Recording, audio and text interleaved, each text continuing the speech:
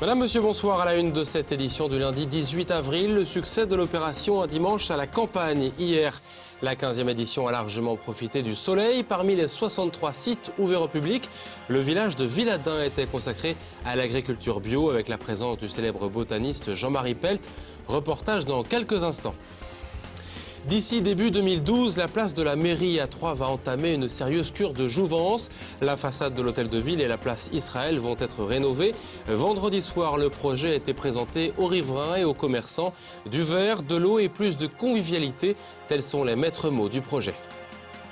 Le parc des expositions de Troyes était interdit aux souris ce week-end et pour cause, plus de 340 chats tenaient la vedette. Pour le deuxième salon international qui leur était consacré, un peu moins de visiteurs qu'en 2009, mais toujours autant de spécimens rares et de passionnés. On ira s'il faut filer à la fin de ce journal.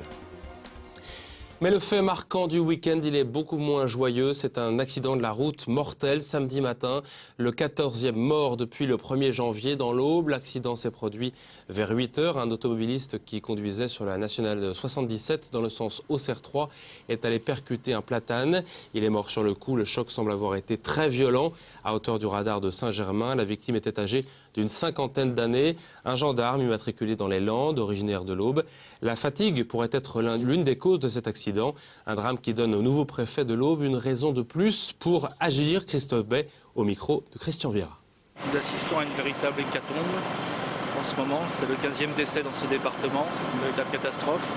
Il faut vraiment qu'on se mobilise. On ne connaît pas encore les circonstances, mais certainement qu'il y a de la fatigue ou un problème de comportement. Je crois qu'il faut qu'on prenne conscience du drame que ça représente. Cette personne était à la veille de son anniversaire et elle est morte un matin sur les routes. Et pour arrêter cette hécatombe, il faut expliquer, il faut comprendre, mais il faut aussi sanctionner.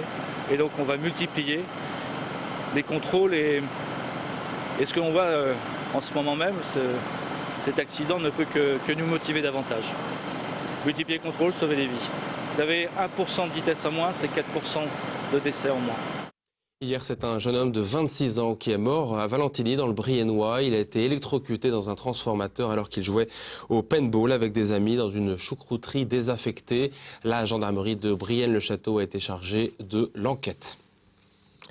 Si vous étiez dans le département hier, vous n'avez pas pu y échapper. La campagne faisait porte ouverte. La 15e édition d'un dimanche à la campagne a su profiter du soleil. 63 sites étaient ouverts au public dans le département pour montrer le visage de l'Aube rurale. La Villadin, à l'ouest du département, leur était au bio. Une assistance fournie a pu écouter notamment le botaniste de renommée nationale Jean-Marie Pelt sur la place de l'agriculture bio. Et elle n'est sûrement pas une posture. Christian Viera l'a constaté sur place.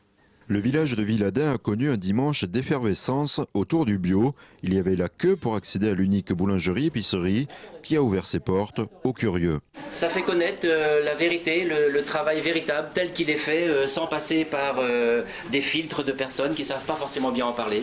Et c'est une tradition, hein. Tous les ans il y a un dimanche à la campagne et tous les ans on fait un coin du département. Ça permet de renouer avec des coins qu'on ne voit pas souvent, tout simplement. Puis c'est toujours intéressant de voir des artisans en plein travail.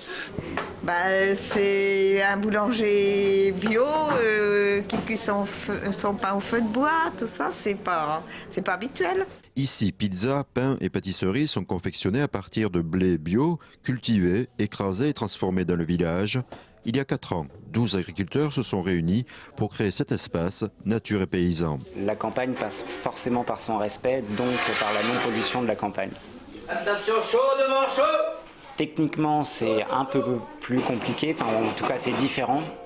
Après, c'est simplement une volonté. En boulangerie, c'est une histoire de volonté. Oui, aujourd'hui, il y a quand même moins d'agriculteurs dits qu'on appelle conventionnels qui sont hostiles à notre démarche et on intéresse de plus en plus de gens. Mais il y a aussi une prise de conscience de la société. Et je pense que le changement viendra plus de la base, c'est-à-dire des consommateurs, que de la profession proprement dite. Des consommateurs confortés dans leur choix par un ambassadeur de l'écologie, Jean-Marie Pelt. Ce botaniste écrivain a réuni durant 2 heures 300 personnes dans un village qui en compte à peine plus d'une centaine. À partir de la Renaissance, on a dit qu'on était les maîtres et les possesseurs de la nature. On n'est pas. Si on était possesseurs et maîtres, il n'y aurait pas eu de tsunami. Depuis la canicule, On a compris que les événements climatiques vont être importants, que la qualité de l'alimentation, on a compris aussi que c'était un gage de bonne santé et de longévité. Et tout ça, c'est les fruits d'une sensibilisation de plus en plus grande à l'écologie.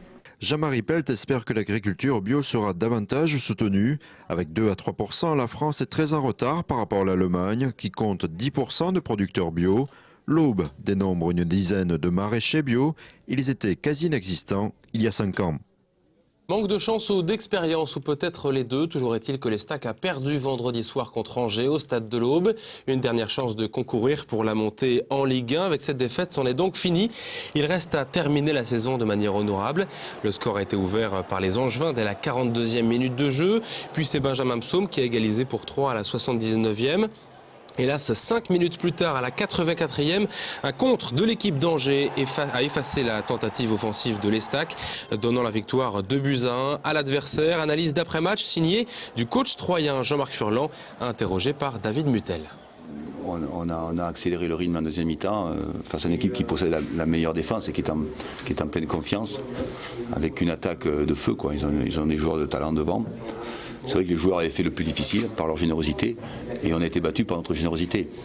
C'est la frustration de cette saison parce qu'en fait on se rend compte que l'équipe manque de matchs de Ligue 2, manque d'expérience, manque de maturité pour se dire quelque part voilà, le match nul est un bon résultat ce soir face à une équipe qui a une grande maturité, une grande expérience. Et l'Estac est désormais 13e du classement avec 40 points. Son plus mauvais classement cette saison. Il faudra se racheter vendredi à 20h contre Istres, actuellement 10e de Ligue 2. Après les quais, la place de la mairie, la ville de Troyes n'en finit pas de se relooker. Le projet de rénovation de la place de la mairie et de la façade de l'hôtel de ville ont été présentés vendredi soir lors d'une réunion publique. Le lancement des travaux devrait commencer début 2012 dans le cadre du projet global de réhabilitation des espaces publics du Bouchon mené depuis 15 ans, de l'eau et du verre, et puis la rue La République qui sera réduite à 2 voies. Voilà pour les grandes lignes. Le détail avec Christian Vira. La présentation de l'avant-projet de l'aménagement de la place de l'hôtel de ville s'est déroulée devant près de 200 personnes. Ajout d'arbres, d'un canal et de bancs sur un côté, place élargie au centre et délimitation des zones commerciales par un dallage rouge. Dans l'ensemble, le projet a été bien accueilli malgré quelques craintes. Là, j'ai peur que lorsqu'il descend de la rue Milzola, cette haie et ce canal, ça fait un barrage. C'est table et c'est bon, c'est formidable. Est-ce que c'est rétractable la nuit ? Merci. À 75 ans, le paysagiste Michel Corajou a choisi d'accroître la présence d'éléments naturels par le biais d'arbres et de fleurs, ainsi qu'un canal sur toute la longueur de la place. Bon, ça attendrit déjà. On va tempérer l'immense façade minérale, cette fois-ci, de ce bâtiment, qui, à mon sens, pesait un peu trop sur la place. L'arbre amène de l'ombre, et l'eau amène de la fraîcheur. De traverser sur de l'eau, ça donne un sentiment de je ne sais pas quoi. La crainte des commerçants que ça puisse faire une barrière. Pour l'instant, une interprétation qui mérite d'être levée, quoi. Autre élément, le passage de 3 à 2 voies, la présence de bois et l'augmentation du nombre de bancs. Ce que tout le monde a dans la tête comme étant le banc, il est en bois. La pierre aussi, mais c'est froid, c'est dur. Moi, je pense aux fesses, au plaisir de tout ça. Voilà. Les travaux d'aménagement devraient débuter en 2012 pour un montant global estimé à 6 750 000 €. La restauration de la façade de l'hôtel de ville, qui n'a pas bougé depuis 1687, sera réalisée à cette occasion. Une fois les traces de pollution retirées, elle retrouvera son éclat d'origine. Au premier étage, on a 12 colonnes qui sont en marbre noir. En dessous de la statue, on a une table sur laquelle est inscrit liberté, égalité, etc., qui est aussi noire. On a le campanile et le toit qui sont en ardoise noire. Et à contrario, tout le reste est une façade en craie blanche. Donc on va voir cette bichromie qui va jouer entre le noir et le blanc sur cette façade. Comme on ne l'aura jamais vu, hein. Il n'y a aucun Troyen qui n'a jamais vu cette façade de cette façon-là. À Troyes, la mairie est le deuxième bâtiment public le plus visité après l'hôpital. D'autres réunions publiques sont prévues durant le prochain trimestre afin de prendre en compte les remarques. Allez, on referme ce journal avec l'un des autres temps forts du week-end dans le secteur des loisirs et de la passion, le Salon international du chat au Parc des Expos de Troyes. Cette deuxième édition rassemblait 340 spécimens de 36 races différentes. Parmi eux, des matous étonnants, vous allez le voir, et ce durant tout le week-end. Un événement organisé par l'association féline des Pays de Loire qui cette année a dû affronter la concurrence du soleil. Reportage Christian Vira, Annabelle Millet. Il y a ceux qui apprécient les papouilles et ceux qui ne le montrent pas. Il y a les chats un peu félins, les marcous en pyjama, les bons gros matous, les minous trop choux. Il y en a pour tous les goûts et pour choisir son compagnon, c'est parfois un casse-tête. Je préconise le coup de cœur avant tout. Il faut que le chat plaise. Il ne faut pas se fixer sur une couleur ou se rapporter à son ancien chat, par exemple. Pas essayer de reprendre quelque chose qu'on connaît, vraiment marcher au coup de cœur. Et pour certains, le coup de cœur est flagrant. Pas facile parfois de résister aux craquants minois pelucheux. C'est la difficulté majeure à affronter dans un tel salon. C'est compliqué, ils ont déjà paprika et ça demande déjà un petit peu de travail. Un animal c'est bien mais il faut savoir s'en occuper, voilà. Du travail, de l'amour, des soins. Si le coup de cœur est recommandé pour adopter un chat, la raison ne doit pas être loin, ni du reste le porte-monnaie. Ce chat-là, on le vend 850 €. C'est cher. Pour un chat de race, non. Donc il faut un budget. Si on ne sait pas combien ça coûte, c'est simple, on va voir un vétérinaire et on demande combien coûte déjà simplement une vaccination, déjà, les vermifuges, combien de fois par an, les produits pour les puces, les tiques, la gale et tout ça, combien coûte l'entretien pour la nourriture, donc le minimum on va dire. Le premier salon international du chat avait accueilli 2800 visiteurs il y a 2 ans. Ils ont été 2400 amateurs de chats qui ont pu voir, mais aussi en savoir un peu plus cette année sur ces animaux de compagnie. Il est certain que d'abord on tient à la disposition des visiteurs des fiches de race, des fiches qui sont éditées par le livre des origines, où là on donne les caractéristiques de chaque race, c'est-à-dire ses habitudes, son comportement, son caractère, ce qui fait que le public peut un petit peu, en quelque sorte, s'éduquer. Alors nous, on a la chance d'avoir une race très débonnaire, ils sont adorables, ils sont hyper câlins, et j'ai remarqué que plus ils grandissent avec nous et plus ils sont câlins. Si on les prend trop tôt, ils sont séparés de la maman et ils peuvent être plus peureux.